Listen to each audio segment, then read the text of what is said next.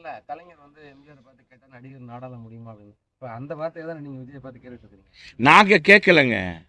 அவங்க எங்களை பற்றி தாக்குனாங்க. நான் என்ன சொல்கிறேன், யார் வேணாலும் வரலாம் பொது வாழ்க்கையில். நடிகராக இருந்தால் நாங்கள் என்ன சொல்கிறோம், நடிகராக இருந்தால் மக்கள் செல்வாக்கு பெற்றவர் யாராக இருந்தாலும் வர முடியும். ஆனால் எங்கள் தலைவர் வந்து அந்த இயக்கத்துக்கு ஏன் கலைஞரை அவர் ஜெயிக்கிறதுக்கு காரணமாக இருந்து எங்கள் தலைவர் போய் 53 வேலை பார்த்தவர். அதுக்கு அவர் துணைவியார் வந்து சாக பிழைக்க கிடக்குறாங்க, அது இறந்துட்டாங்க. அந்த நேரத்தில் கூட 10 மாதம் அந்த அவர் பணியாற்றிட்டு இருக்கும்போது அந்த மேடையில் பேசும்போது அவங்க முதல் மனைவி இறந்துடுறாங்க. செய்தியை கூட கேட்டு அவர் வந்து அதோடு இறங்கி போகல. அன்னைக்கு இருந்த ப்ரோக்ராம்லாம் முடிச்சுட்டு தான் போய் சென்னைக்கு போனார். அப்படிப்பட்ட தலைவர். அவரை போய் அப்படி பேசுனாங்க. இவர் எங்கே, நான் என்ன சொல்கிறேன், சகோதரர் விஜய் வந்து நாங்களாம் திட்டலை, நாங்கள் அவரை சொன்னோம். அவர் எங்களை திட்டும்போது நாங்கள் திட்டாமல் இருக்க முடியுமா? அவர் அறையிலே உட்காந்துட்டு அரசியல் பண்ணால் எப்படி முடியும்? எங்கள் தலைவர் பொது வாழ்க்கைக்கு வந்தார், எல்லா இடங்களுக்கும் போனார், வச்சார். அவர் போனாரா? அவர் போகிறாரா? வராரா? என்னங்க புது கான்செப்ட்? 41 பேரை இறந்ததை அங்கே கூப்பிட்டு சென்னைக்கு கூப்பிட்டு அவங்க துக்கம் விசாரிக்கிறது, இதெல்லாம் புதுசு இல்லையா? பொது வாழ்க்கையில் வந்த பிறகு இது தவறுன்னு தான் சொல்கிறோம். நமக்கான வெற்றி வாய்ப்பு எப்படி இருக்கு? அதே போல பாஜக வந்து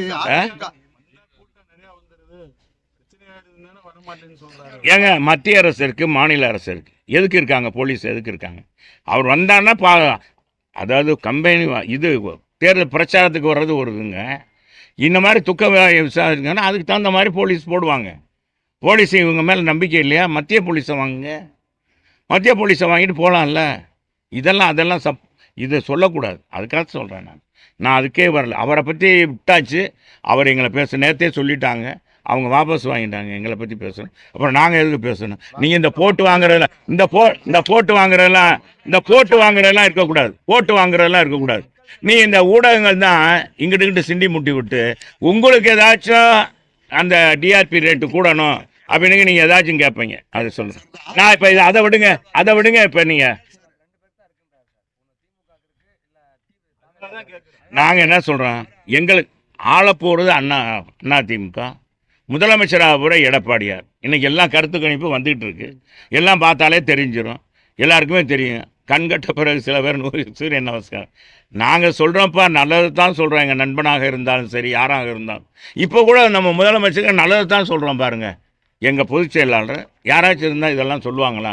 பில்லை போட்டு காமிச்சு அந்த வீட்டில் இவ்வளோலாம் விலைவாசி ஏறி இருக்குது, முதலமைச்சரே கவனிங்க அப்படின்னு ஒரு எதிர்க்கட்சி தலைவர் சொல்கிற அளவுக்கு எவ்வளோ மனப்பான்மை படைத்தவர், எங்கள் நல்ல உயர்ந்த மனப்பான்மை படைத்தவர் எங்கள் எதிர்க்கட்சி தலைவர்.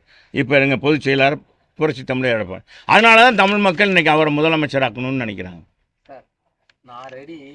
அருமை என்ன எடப்பாடி பழனிசாமி என்னை சேர்த்துக்கு வரான்னு திரும்பவும் திரு ஓ பன்னீர்செல்வம், முன்னாள் முதலமைச்சர், உங்களுடைய முன்னாள் ஒருங்கிணைப்பாளர். சரி, இது வந்து இது என்னன்னா ஊடுசால் ஓட்டுறாரு. நான் என்ன சொல்கிறேன், நான் இதை பற்றி கேட்குறேன். அவர் கேட்குறது யார்கிட்ட கேட்கணும்?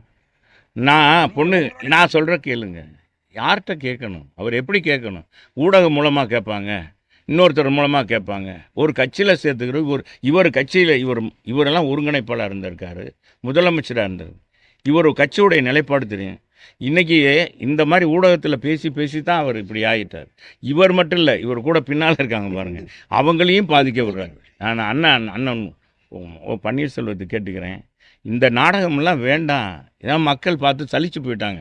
கலைஞர் நடத்தாத நாடகமா? ஏங்க அவர் இன்னைக்கு முதலமைச்சர் செய்யாத நாடகமாங்க, ஒத்திகையாங்க, அவர் காட்டாத படமா? இவர் புதுசாக காமிக்க போகிறாரு. நீங்கள் அதெல்லாம் விடுங்க, மற்றது என்ன சொல்லுங்க. இதை பற்றியே சொல்கிறீங்களா?